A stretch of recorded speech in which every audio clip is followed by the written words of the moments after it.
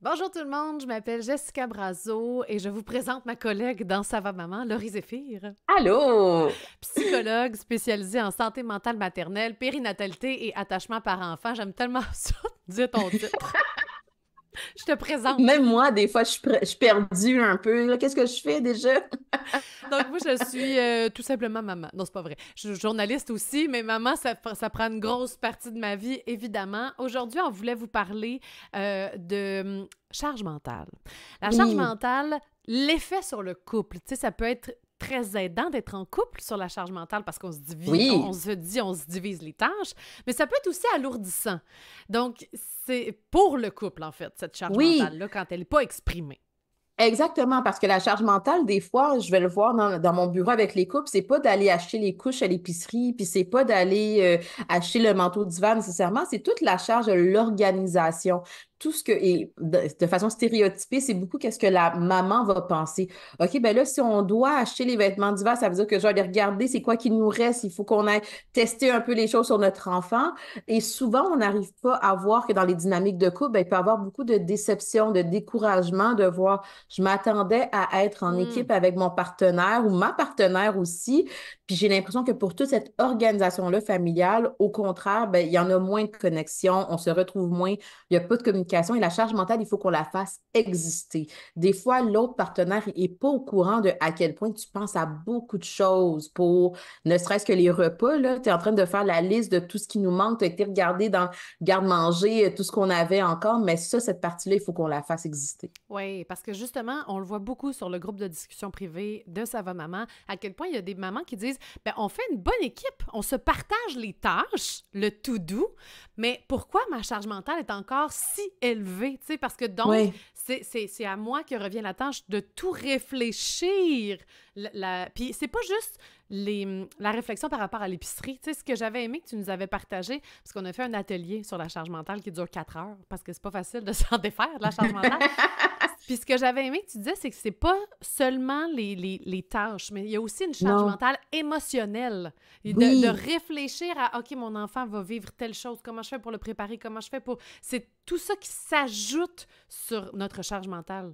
Ne serait-ce que la question, quand les enfants reviennent de la garderie puis de l'école, comment ça s'est passé ta journée et d'être disponible pour écouter ça, ben ça aussi, ça contribue à une charge mentale. Pourquoi? Parce que si mon enfant dit qu'il n'a pas passé une belle journée, ben là, je vais prendre un moment pour m'asseoir, pour essayer de réfléchir comment est-ce que je peux l'aider. Fait que c'est tout ça, la charge mentale, que des fois, si on prend pas en considération le poids que ça a sur nos épaules, ben ça peut venir avec plus de stress, plus d'anxiété, plus de Mhm. déprime, plus de fatigue aussi. Il y a vraiment comme un épuisement mental qui nous affecte. Fait que ça affecte plusieurs éléments dans le quotidien de la famille, mais justement, c'est invisible. Fait qu'on se demande pourquoi qu'on est plus à pic, pourquoi on est plus irritable, pourquoi on se parle un peu plus bête dans le couple. Ben, peut-être que ce poids-là de la charge Oui. mentale. Puis ce qui est intéressant aussi dans l'atelier, c'est qu'on expliquait à quel point les deux partenaires peuvent avoir une charge mentale très différente. Puis là, je vais aller Absolument. vraiment stéréotyper, mais vécu quand même. C'est-à-dire que moi, j'avais la charge mentale de tout ce qui était, bon, ce qui se passait dans la maison. Donc, Mhm. l'épicerie, les vêtements, le ci, le ça, en plus du bien-être psychologique de mes enfants, c'est-à-dire que c'est moi, effectivement, qui faisais, puis comment ça a été à l'école, puis comment, OK, on vit de l'anxiété par rapport à ça.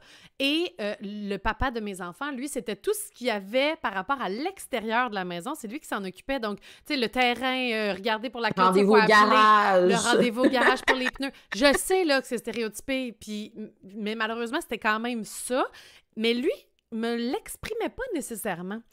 Puis donc, quand j'arrivais avec Hey, ma charge mentale est là, ben ça, il en prenait pas nécessairement conscience même de sa charge mentale à lui pour faire comme ben Oui. attends une minute là, moi aussi je m'occupe de plein de trucs. Puis c'est de s'en parler qui a fait ah, OK, je vois que je suis pas tout seul parce que de se sentir seul à porter la charge mentale, on Oui. dirait que c'est encore plus difficile à, à s'en défaire après, puis ça crée plus de frustration.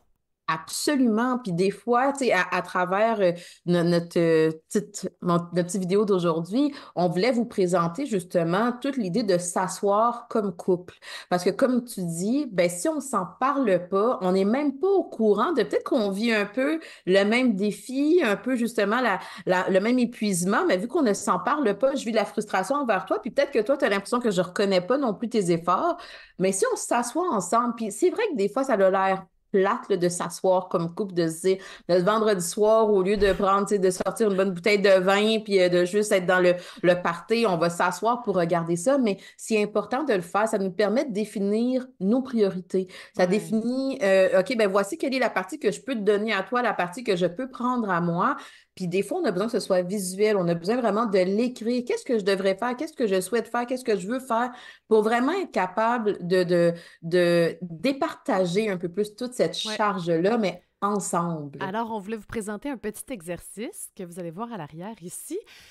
Et donc, c'est dans 4 catégories. On vous invite, si vous êtes en couple avec votre partenaire, on vous invite à le faire chacun de votre côté aussi pour voir ce que vous devez faire dans la première catégorie. Ça, c'est des choses que vous ne pouvez pas donner. Là, vous devez vous le faire.